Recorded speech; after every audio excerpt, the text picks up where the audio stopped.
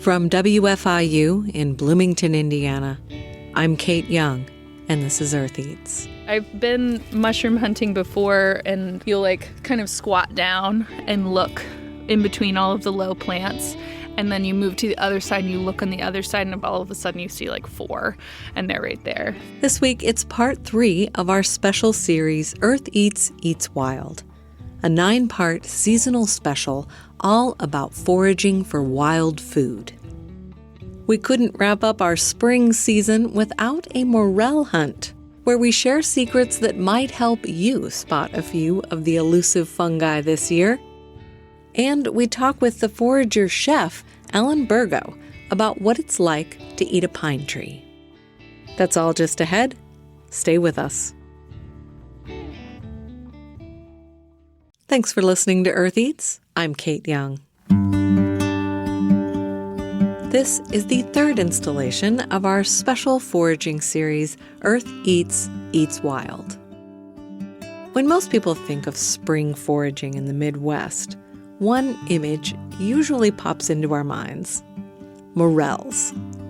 Morel mushrooms are the delicacy of the deciduous forest, strange and rare, surrounded by mystery and lore, and many experienced foragers confess to not having much luck finding them.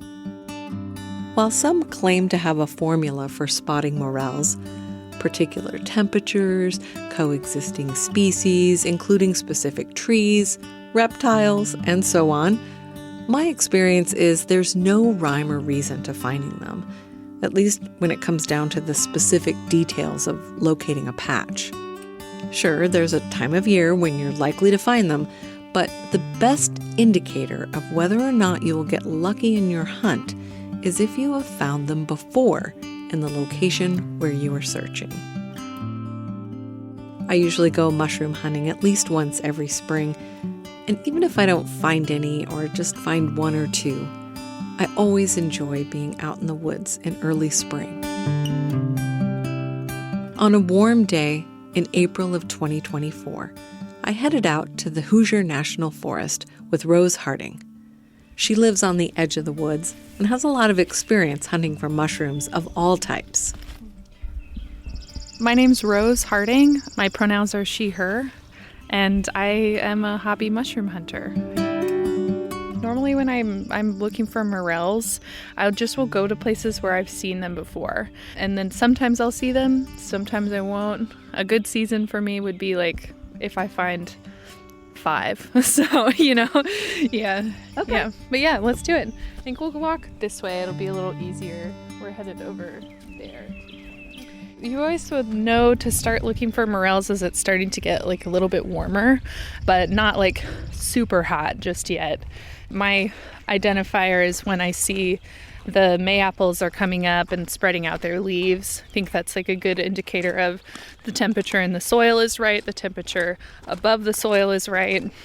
And we have also had quite a bit of rain and warmth. So those 2 things together told me it's time to start going and looking for mushrooms, because they're going to be out.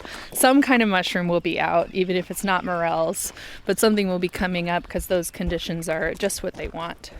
We'll follow this deer trail back here.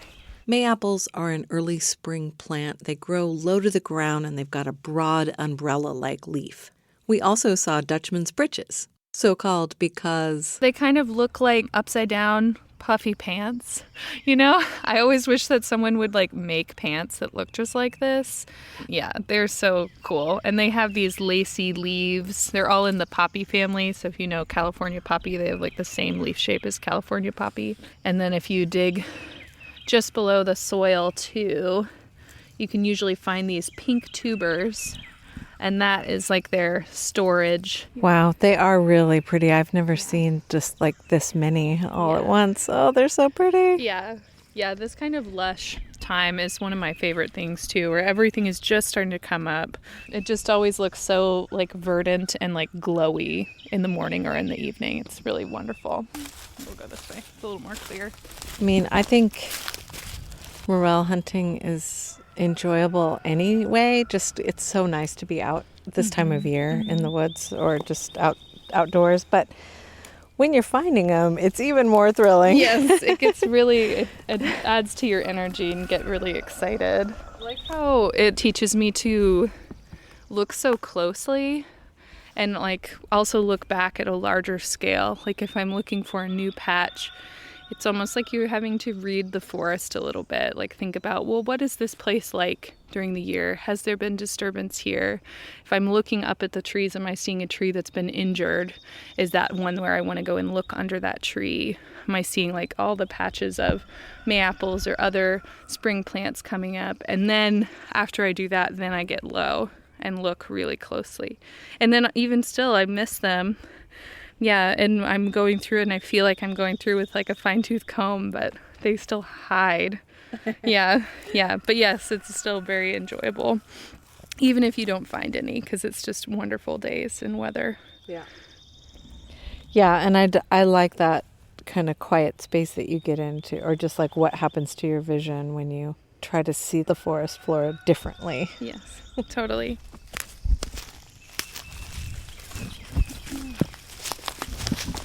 Are there specific trees that you're looking for? Usually I look for hardwoods, but a lot of the time I'd be looking for a hardwood tree that's injured and dying, but not fully dead, like the bark's not coming off.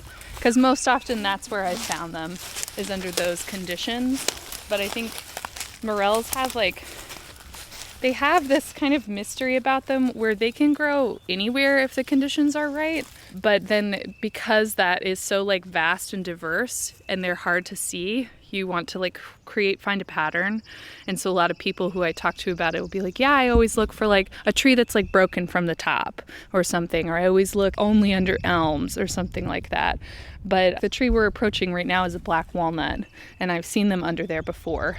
We'll see if they're there this year, but that's usually what I'm looking for. Something that's injured, dying. Oftentimes I'll be looking for a tree that looks a little bit dead, and I'll check it out under there. And then a lot of the time I'm looking down on the ground for something that seems a little bit more lush and it is sort of holding water but not wet. Okay. We hadn't been walking for 5 minutes before Rose spotted one. Oh my. Yeah. That was so fast. Yeah, that was a surprise. Yeah.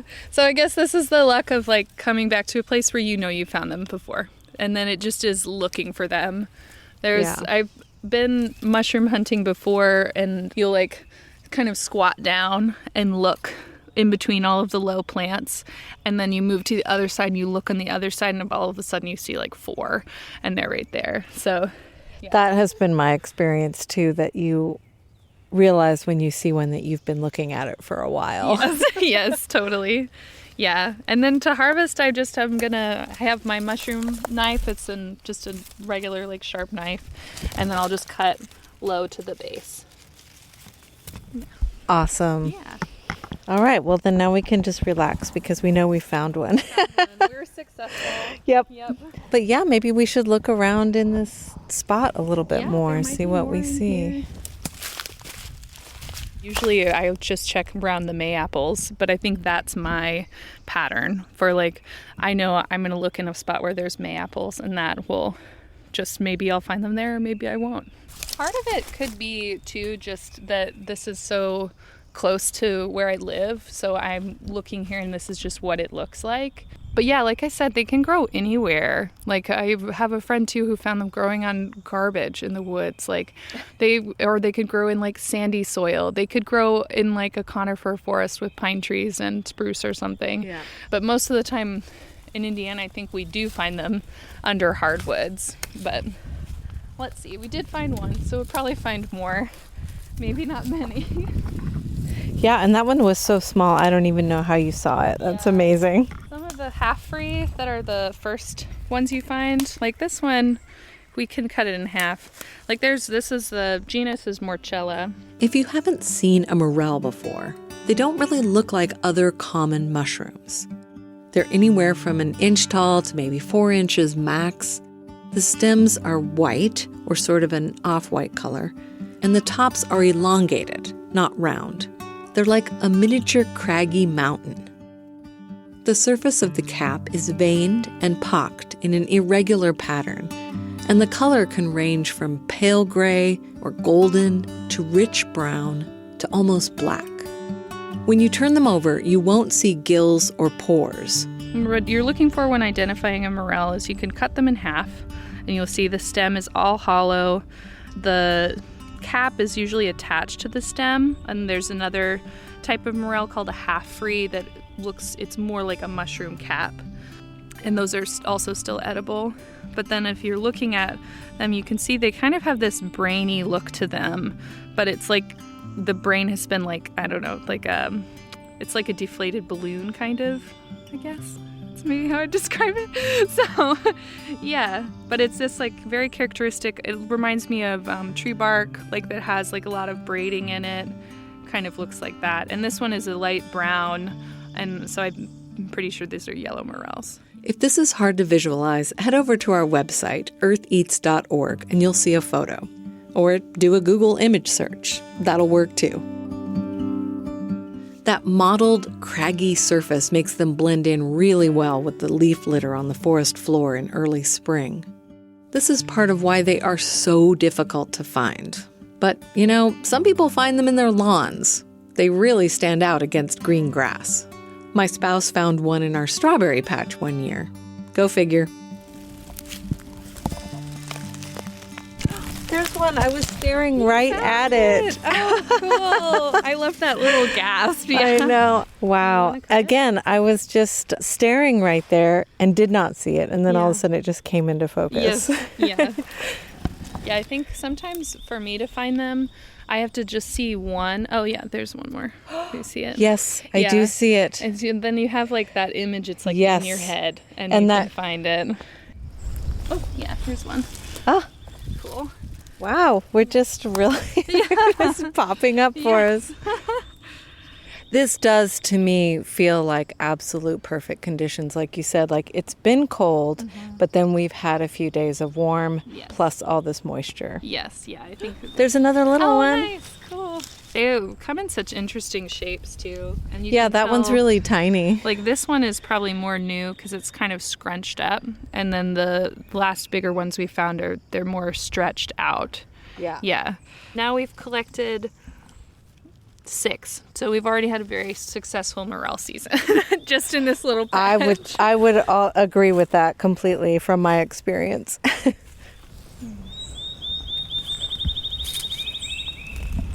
Oh, here's one. A little one. Oh. Yeah, now I'm afraid I'm stepping on them. Yeah. I'm going to watch where I put my foot. Yeah, some people will hike with a like a forked walking stick, and then you can use that to kind of shuffle the leaves around. Yeah, I almost get like superstitious about them. Like I don't want to go into it wanting it too much, because then it's like the morels will hide from me. Like I need to feel more casual, be open to what I'm going to see. And then I also think if you do enter into like a forage and you do feel like more open to just looking for things you like in general, like plants, other mushrooms, weird things that you find in the woods, then your vision is like wider. So you won't be so narrowed in on looking for like this one idea of a morel you have in your head. Yeah. And then you'll just stumble across them. There's one. Oh, nice. Good eye. It was really hidden in there. I was like, I don't think that is one. And then I was like, yes, it is. There it is. Also, this one looks like somebody else ate it. Like it's a little bitten off of. So I usually do a field cleanup where I'll just trim off that part, and then that piece of the mushroom will stay here. Nice. There's a walnut shell. I got so excited. Yeah, the walnut shells will really get you.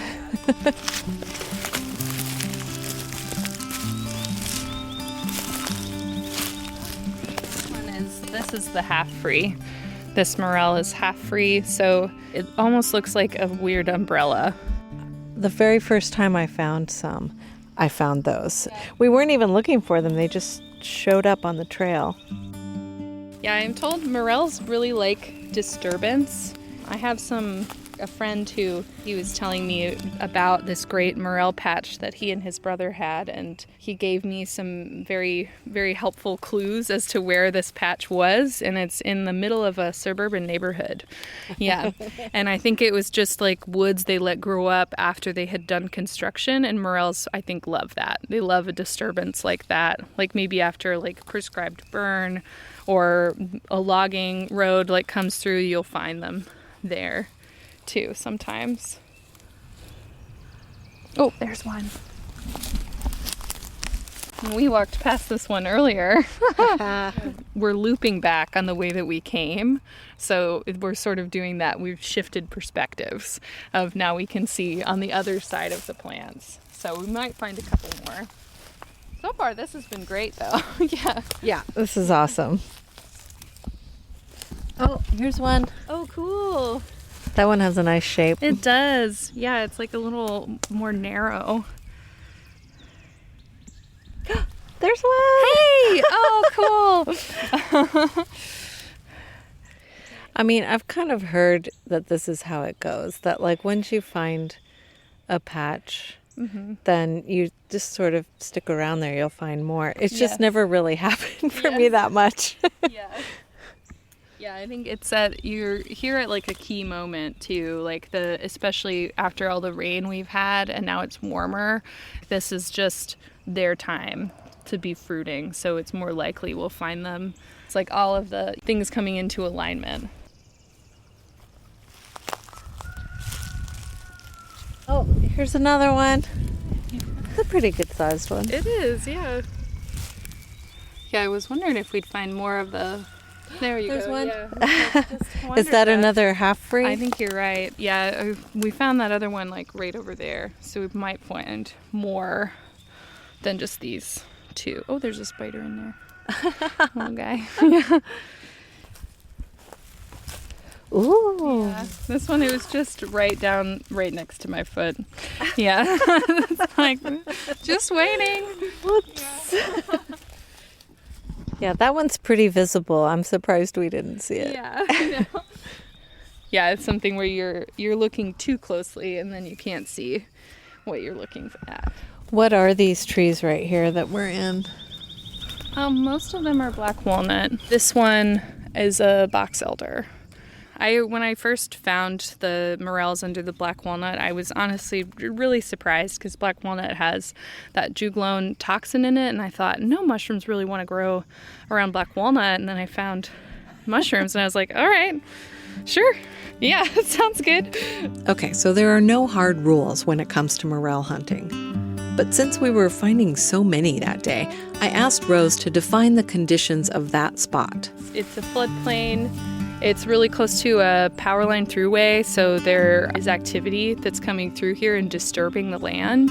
And then I'm seeing those spring ephemerals coming up, which for me, that's been something I find every time. Like, oh yeah, I'm going to see the May-apples, I'm going to see Dutchman's breeches, I'll see lots of greenery, and that's where I'm going to find the morels. It's like all bets are off with morels, I find.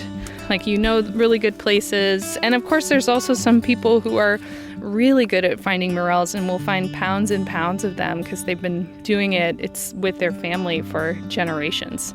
So they know where to go, they know what to look for. Something I always feel so jealous of. Friends I have who have like hunted with their grandparents or something since they were kids and know all these great patches and like what to look for. It's very cool. Rose mentioned the spring ephemerals. Those are plants that show up and bloom on the forest floor before the trees leaf out. Plants like bloodroot, trillium, jack-in-the-pulpit, spring beauties, Eastern's shooting star, Dutchman's breeches, squirrel corn, toothwort, cutleaf, and mayapple.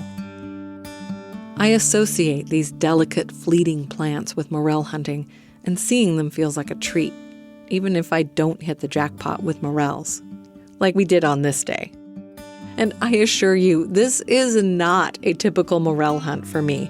And it doesn't sound like it was for Rose either. But it sure was fun to be finding so many in such a short time. I asked Rose for her thoughts on sustainable foraging when it comes to morels. Good foraging practices often just take a third of what you see, but A lot of the time for mushrooms, they're fruiting, and so this is their like reproductive time, and they'll fruit, and then but the mycelium is still there. The mushrooms we see above ground are what's called the fruiting bodies, from a web of mycelium underground. Mycelium is a network of thin fungal strands. They break down nutrients in the forest floor, and it seems they have relationships with trees. Though that part may be a bit too complicated to explain here.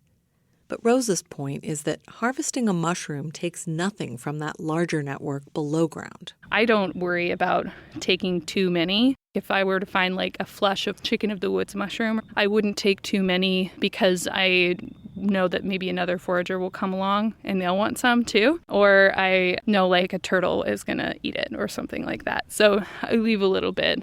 I think also, something that's always important to do is just say thank you as you are harvesting it, whether you vocalize it or not. But I don't usually worry about taking too much when I find morels. And then especially because maybe I'll find a couple. There's probably more. I just didn't see them. And you don't pull them up by the root, you cut them? I usually cut them partly just because it keeps my loot a little bit cleaner, and then I don't have to do as much cleanup at home. But then it also does leave a piece of the mushroom if there are insects or turtles or anybody that wants to come along and eat some of it.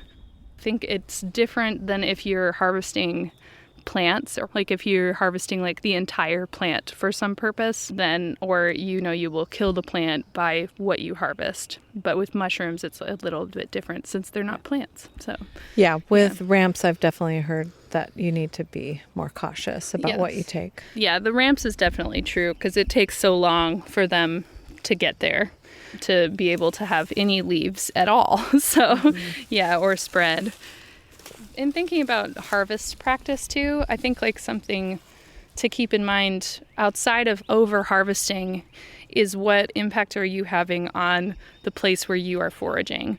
How are you walking in that place? Are you pushing down a bunch of different plants? Are you cutting off big pieces of wood or something like that? So maybe just having a consciousness of your impact to the space outside of what you take from it, like what you leave there, is also very important. I think let's keep on walking. After we exhausted the lowlands, Rose led the way up a wooded hillside in search of another mushroom patch. At some point, I stopped walking, got low, and just scanned the ground in front of me. I told myself it was a morel hunting technique, but really I think I just needed a break. And it's really nice to just sit quietly in the woods, looking and listening. But before long... Oh boy, okay, I'm coming. Rose has just informed me that she found another patch. I am heading her way. Rose led me through the trees, across some hilly terrain, past a ramps patch that's too young to harvest from, to a spot in front of a large shagbark hickory tree on a slight slope. Okay, let me look. Yeah. So, I see them. I see one. Oh, I see two. Yeah.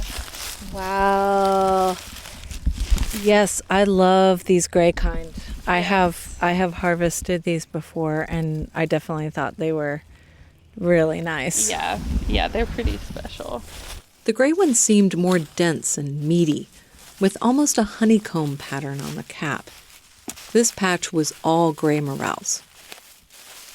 Rose noticed that the tree was damaged. She suspected it was injured when logging equipment came through at some point. So it could be that these morels are fruiting because this tree is dying. We collected a few more of the choice gray morels from this spot before heading back down the hill to the road. It was an amazing haul of 3 different varieties.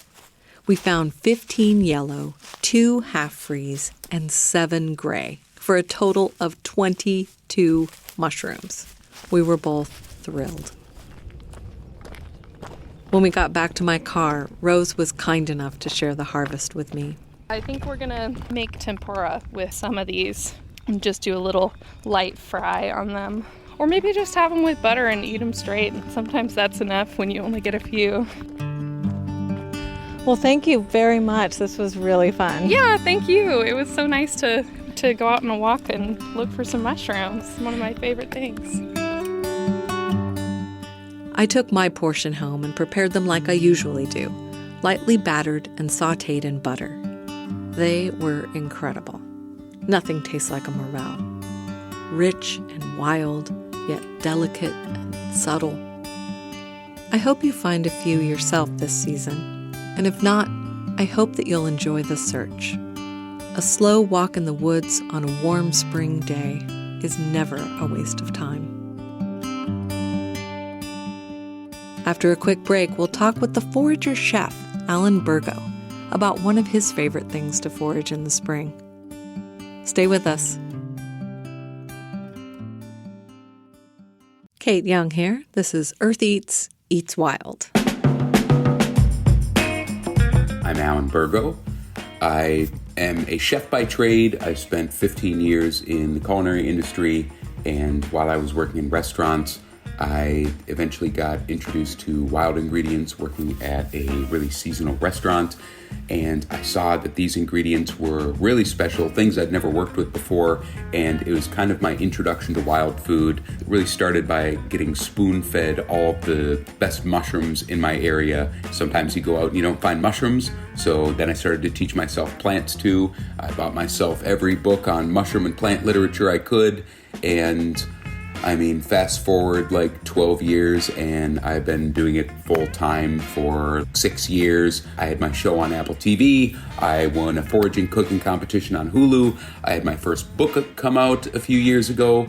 I'm going to interrupt here to say the name of Alan Bergo's book is The Forager Chef's Book of Flora, Recipes and Techniques for Edible Plants from Garden, Field, and Forest. It came out in 2021 with Chelsea Green Publishing. He's also a 2022 James Beard Award winner, and he's in Minnesota, the Midwest, like us. I invited him on the show to talk about spruce tips. The Forager Chef, his website, was my introduction to them. Spruce tips show up in the spring. They're a lighter, brighter green bundle of tender needles on the ends of the branches of spruce trees. It's the new growth for the tree. All spruce and pine are edible, so they're a safe plant for new foragers to explore. The only toxic look-alike is an evergreen called yew, Y-E-W. It's a bush that's used a lot in landscaping, and it has needles. But if you crush the yew needles and sniff them, they do not have that distinctive pine or spruce aroma. That's how you know it's yew. Don't eat the yew. I asked Chef Bergo to take us back to the first time he tasted spruce tips. The first time I ate some, I thought they were fantastic. And then I think I ate probably a couple handfuls of them, and then probably got a little bit of indigestion from the high amount of vitamin C in eating them raw.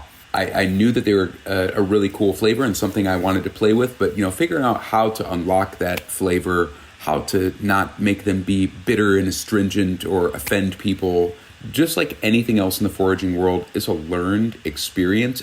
The cool part and the frustrating part and the challenge and the rewarding part is that every single ingredient is really a learned skill. And every single one is kind of like a research project to me to figure out, okay, what is the best thing and the most useful things, the most creative things, the way that I can make it look beautiful. I really enjoyed their citrusy taste. First, I would just use them as a garnish. I would pull them apart and just kind of sprinkle them on things, and you get kind of a different, more lighter flavor just using them as a garnish like that. Then I would cook them, and I didn't like them cooked too much. So using them raw was really where I had the most success, but also mixing them with dairy, especially when it's cold. The dairy somehow seems to calm down that concentration of vitamin C and make it much easier to digest. The fat seems to really calm that down and really ensure that people aren't going to get tummy rumbles as they might if they would just eat like a handful. It's really a lot of experimentation, playing with things, failing 10 times to have one success, and that story and experience is pretty comparable with a lot of the things I work with. Way more failures than there are successes. Mm-hmm. And that's part of the excitement too. It was that process of experimentation that led Alan to his favorite spruce tip recipes. Cook them and try to put them on something, they're going to lose that bright green color. the flavor is going to change. So really it's finding ways to utilize them raw. But then if you just eat them raw, some species particularly can have really, really strong flavors and more pronounced astringency. So kind of juggling which species do I have, what do I have access to, and then what's going to be the best way to use that. It's kind of an interesting puzzle to put together. So working with dairy was fantastic. And then making them into syrups. Syrups, I feel like people can make syrup out of just about anything, but spruce tips and pine cones are one of the best things to make syrups out of. Just the flavor transfers really, really well. And then you can use that as a substitute for maple syrup or in ferments and drinks and things like that. One of the best parts about them is that they're super easy to identify. They're widely available. You're not going to harm the tree. As long as it's a mature tree, we're never going to harvest from young trees. But from these larger trees, there's so many, as long as you're just getting there at the right time and they're in a right stage for eating, it's really just an easy gateway for people to get interested into wild food with a very, really interesting, fascinating flavor. You described a little bit of astringency, and you talked about how you really like the citrus flavor. Do you have any other words you could use to describe the flavor of spruce tips for people who haven't tried them, or sort of what you're trying to pull out when you're preparing them? Yeah, I'm trying to pull out that kind of piney. It's piney, but one of the hallmarks of all the spruce trees that I have eaten is that when you compare them to, so you can eat the cones of spruce as well when they're young, when they're green and tender. And when I say eat the cones, you're not going to take a bite out of them like you are corn on the cob. You're going to infuse that into something, typically sugar or something like that in a maceration. And with pine cones, there's a real, what I would call like a resinous, a deep, like warm, spicy quality, and then a taste like if you were chewing on pine needles, like a really bright kind of citrusy pine taste. But spruce specifically has a much, much more pronounced citrus flavor that goes along with that pine flavor that you do not get if you're working with pine trees, pine needles, or fir cones or something like that, which are much more similar to pines. You share two different kinds of syrup recipes. One that's kind of a quick one for people who just really want to have the syrup now and don't have the time to prepare it. And then you have another kind of longer process. Could you tell us a little bit about those? Yeah, so the first one was just one that I just made. The first restaurant where I was the chef, I really wanted to have it be as seasonal as possible, and I had bartenders who were really creative, and the first thing that came to mind, I was like, okay, let's put this in some sugar syrup and boil them and see what happens. And the flavor wasn't that strong when I just simmered them just right off the stove, so I buzzed it up and I let it sit overnight, and that gave me a more pronounced flavor. But then cooking it down and getting some of that excess water out really made the flavor get more pronounced. So that was what I would give to my bartenders. I was just like, here, take this, and I want you to experiment with some drinks, and here's your thing to play in the sandbox with, is this spruce syrup. And then later, someone sent me a message from Hungary, and they said, we take the spruce tips and mix them with the sugar, and then we bury the jar in the ground, and then we dig it up the next year, and then we cook it and make the syrup from that. And I was like, whoa, this is incredible. So what I started to do was to mix the spruce tips with sugar and buzz them up, or just put them in just whole and mix them and let them sit. And eventually some of the moisture will come out. And after like 30 days, I'd scrape this sugar spruce tip slush into a pot, bring it to a simmer, and it would melt the syrup. And the flavor was like so much stronger than the quick syrup. But I do have both recipes on there just because some people, they want it now. And you can get a decent result just by cooking them in syrup and cooking it down a little bit to caramelize it. But the best flavor, and the one that I really recommend people make, is just by mixing the spruce tips or buzzing them in a food processor with sugar and letting it sit for like 30 days. And, there's some other things to take into account there, like, we want to ward off mold. So we want to make sure that the jar is really fully packed so there is the least amount of air. And sugar is pretty stable. So I rarely will see any mold on them. But then again, you're bring it to a simmer, which is going to sterilize it before you would use it on anything. It's, syrups are very stable for all intents and purposes. I tried this method at home and was surprised at how stable it was on my counter for more than 2 months. Not a speck of mold or fermentation. Next, I wanted Alan Bergo to tell us about his favorite spruce tip recipe. The spruce tip ice cream was kind of a breakthrough for me. I had a whole bunch at the restaurant, and I thought, how do I make this into an ice cream base? Because if I cook the spruce tips in the cream, it changes their color. And one of the best things about them is that just brilliant, bright green color that just screams like spring is here, and then the flavor that goes along with it. So what I did was I made some of my ice cream base, made a custard base, and then I just pureed them in a Vitamix, and then I strained it out and put it into the ice cream maker, and it was so good. The flavor changes a little bit. There's a piney quality to it, but the dairy really finessed out some different flavors. One that I get is melon rind, like honeydew melon or melon rind, and in a really non-offensive way, combined with that citrusy taste and that pine taste. It was so much fun. Everyone just loved it. It had like a cult following. I had one server who would have her kids pick the spruce tips from their tree every year, and then they would get to bring them into the restaurant, and they'd get to get a scoop of ice cream when they bring their spruce tips in. People just loved it. I wanted to keep it on the menu all the time. Then I had to play around with freezing the spruce tips, figuring out, is there a way that I can, preserve this for the long haul so that I can have spruce tip ice cream in the summer? Or if I want to have it on a winter menu. And so then I started experimenting with how to preserve them the best. And you can make the base and just freeze the base without spinning it, or you can just freeze the spruce tips raw. That's what's done with them. Spruce tips are sold commercially, and they're usually about $20 to $25 a pound just for spruce tips, put into a vacuum bag, and thrown into the freezer. I think you talked about this on your website, but also I noticed it trying these recipes. Citrus really pairs nicely with the spruce tip. Feels like it kind of brings some of that flavor out, or I don't know, just complements it really well. Yeah, especially lime.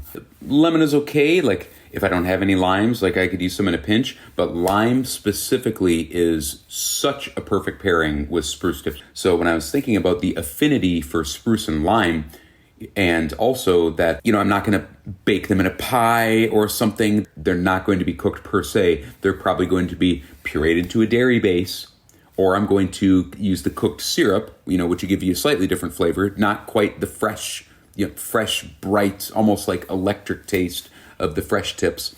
So making sure that I'm working with it cold, that kind of limits you a little bit when we're in the baking world. But like icebox pies, ice cream, things that I can chill and then puree and have them set, so things with gelatin, that was where I got the idea for the key lime pie. And yeah, it remains one of my favorite things to make with spruce tips for sure. And then you also have a few recipes that are in the savory realm. Could you talk about that a little bit? The spruce tips, they're green, that green citrusy flavor has a nice affinity for like spring vegetables, peas, fava beans, asparagus, and especially fiddlehead ferns. So I have a salad where I take a bunch of very quickly blanched vegetables, so it's still a little bit crunchy, and I mix them together with just a bit of a vinaigrette that's just season it with lemon juice and some good olive oil. Add some other herbs like mint, spruce tips like mint, soft herbs like tarragon, basil, things like lemon verbena, lemon balm. These would all be very good things. And I take the vegetables and then I add some of the spruce tips in here. We also want to use the really tightly compact ones, because as the spruce tips get more leggy and those little needles get pronounced, those needles are eventually going to get to the point where they would, cut your mouth or poke you.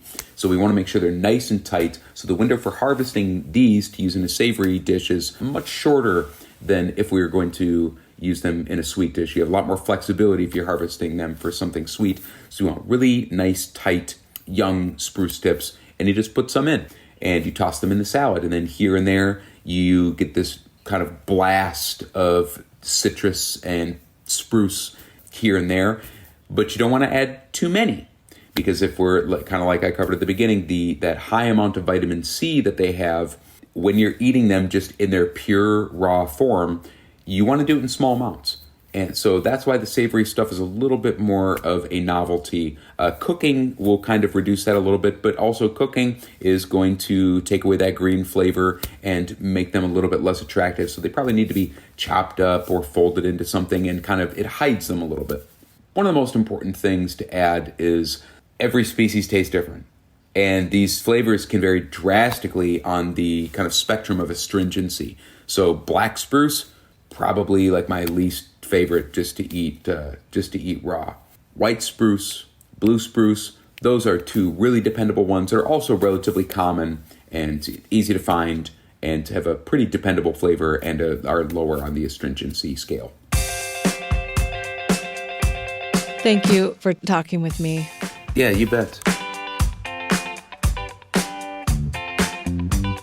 That was Alan Bergo. He shares many recipes and detailed information about wild food on his website, The Forager Chef. We have links to his work on our website, eartheats.org. And after a short break, we'll dive into his favorite recipe, spruce tip ice cream. Stay with us.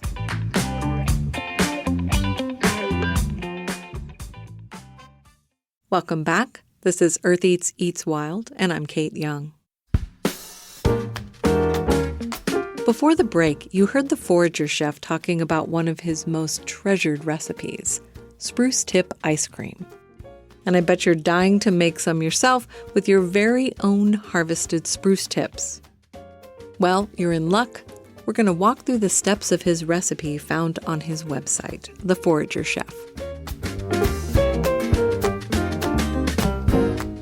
So I have harvested a bunch of spruce tips from the campus of Indiana University, and the ones I'm working with right now I have chopped up in the food processor. So I am following this recipe very closely because the Forager Chef says that he has worked really hard on perfecting this and getting the maximum flavor of the spruce into the ice cream, and that we really don't need to be tweaking the proportions or anything like that. So I've stuck to the proportions, but I have slightly altered the method. The main reason is because I don't have a blender. I know, shocking. I have a food processor and it works for almost everything, but it doesn't work great for liquid.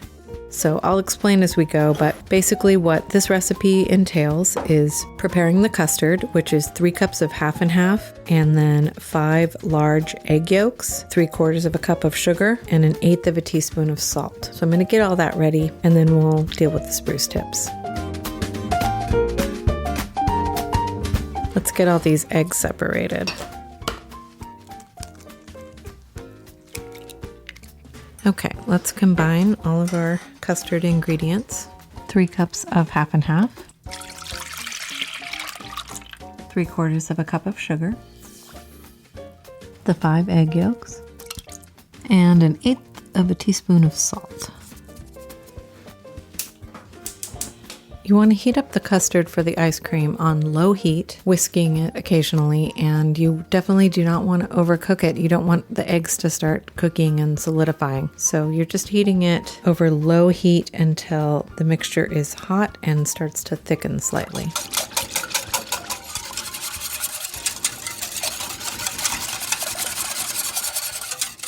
So the instructions for the recipe say to make the custard, add the spruce tips that have just been chopped, like with a knife, and then when the custard mixture is cool, blend all of that together in a blender. And I just don't have the right tool for that. So what I have done is I have taken the spruce tips and I've chopped them up finely in a mini food processor. I'm going to add that to the custard when it's cool, and then I'm going to use my immersion blender to just really blend that together until it's nice and smooth. Then he says to strain it and let it sit overnight in the fridge. I am going to let it sit overnight in the fridge and then strain it. The reason for that is because I want the mixture to extract as much of that spruce flavor as possible. It's a slight variation from his recipe, but I think it's one that won't hurt it and can only help it. I have tried this before. It worked really well. It tasted pretty sprucey, but not overwhelming. Okay, so our mixture has now heated up fully, and now it's time to cool it down. Heat it up, cool it down. The cooling down is going to take a while. You can speed it up a little bit if you transfer it out of the pot that you heated it in and put it in like a wide bowl. It will kind of help cool it down a little bit. Stirring it often will help, but basically you just have to wait for it to cool down. All right, so our mixture has totally cooled down, and now I'm going to add the chopped up spruce tips, which I actually put in a mini food processor and just really chopped them up really small. I'm going to add that to the mixture, and then we're going to blend that. And I'm just going to use an immersion blender. The time for harvesting spruce tips this year was mid-April, is when they started showing up around the campus on all of the spruce trees that we have. You want to get them when they're nice and small and tender and bright green. Okay, so I got the spruce tips blended in really well with the custard, and now I'm going to chill it overnight. It's the next morning, and our custard has sat in the fridge overnight with the spruce tips, and now it's time to strain the mixture and get it into the ice cream maker. This is the final step. I have just poured this through a very fine mesh strainer. Now I'm going to turn on the ice cream maker. It has been in the freezer for more than 24 hours.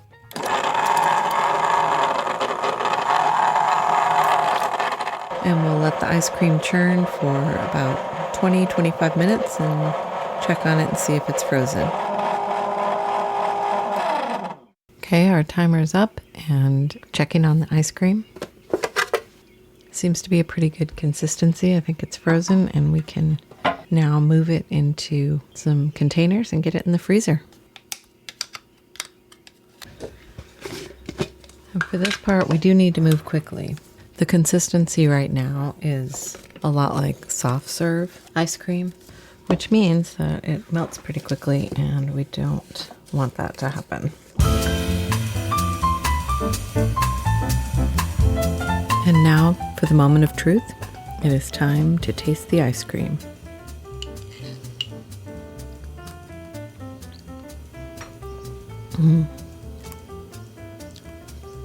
It's a really good ice cream.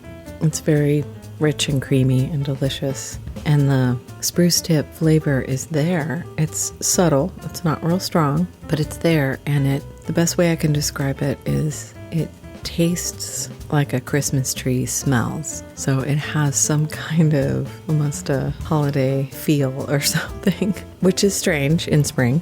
Yeah, I guess it tastes like how it smells in a pine forest. Yeah, it's really beautiful. I love it. The color is kind of a golden color. It's not green. Very smooth. The ice cream itself is gorgeous. I mean, it's really lovely. It has a subtle sprucey flavor, but it is there. It's subtle, and it's really nice.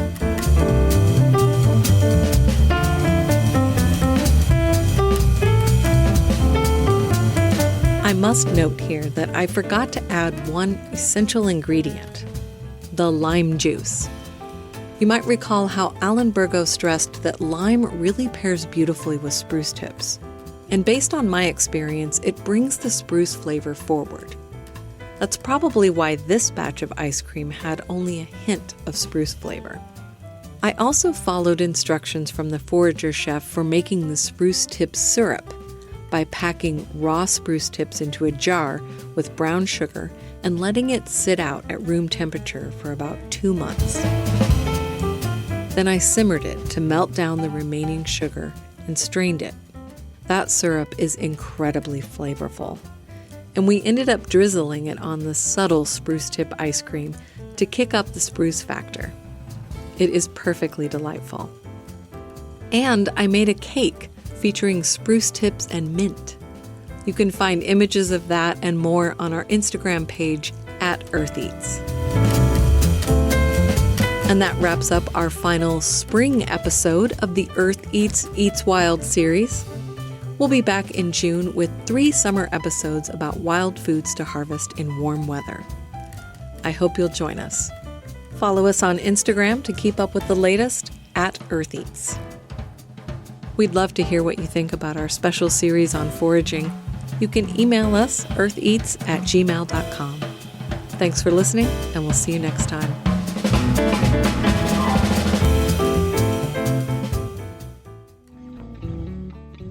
The Earth Eats team includes Eobon Binder, Alexis Carvajal, Alex Chambers, Toby Foster, Luann Johnson, Leo Pies, Daniela Richardson, Samantha Shimenauer, Peyton Whaley, and we partner with Harvest Public Media. Special thanks this week to Alan Bergo, the Forager Chef, Rose Harding, and to Monique Philpott for connecting me with Rose. Earth Eats is produced and edited by me, Kate Young. Our theme music is composed by Aaron Toby and performed by Aaron and Matt Toby. Additional music on the show comes to us from Universal Production Music. Our executive producer is Eric Bolstridge.